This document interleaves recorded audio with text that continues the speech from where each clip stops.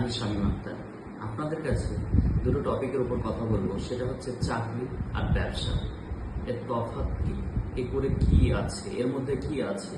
মানুষ আজ বেকার, যুবক যুবতী অনেক বেকারত্ব, অথচ তারপরেও আমরা চাকরি করতে চাচ্ছি বা কেউ ব্যবসা করতে চাচ্ছি, তার জন্য নির্দিষ্ট ফান্ড পাচ্ছি না। সেই বিষয়ে আমি আপনাদের সঙ্গে আলোচনা করব, চাকরি আর ব্যবসা। চাকরি মানেই নিজের সময় ও শ্রম দিয়ে অন্যের স্বপ্ন পূরণ করা, আর ব্যবসা মানে নিজের স্বপ্ন নিজে গড়া। যত কাজ করবেন তত টাকা, এর বেশি কিছু নয় চাকরিতে। আর ব্যবসা শুরুতে কষ্ট, কিন্তু ভবিষ্যতে স্বাধীনতা ও সাফল্য। চাকরি আপনি কষ্ট করবেন, বড়লোক হবে আপনার বস। আর ব্যবসা, যারা ব্যবসা করে তারা নিজের ভাগ্য নিজে গড়ে।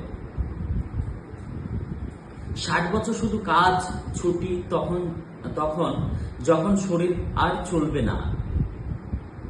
আর ব্যবসা, এখানে আপনার সিদ্ধান্ত শেষ কথা, কাউকে খুশি রাখার নয়।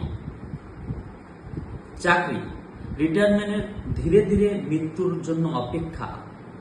আর ব্যবসা সারা জীবন স্বাধীনভাবে বাঁচা, কালকে দিনটাকে আচ্ছেভাবে উপভোগ করা। কিছু শিখতে আমাদের পেজটিকে অবশ্যই ফলো করুন।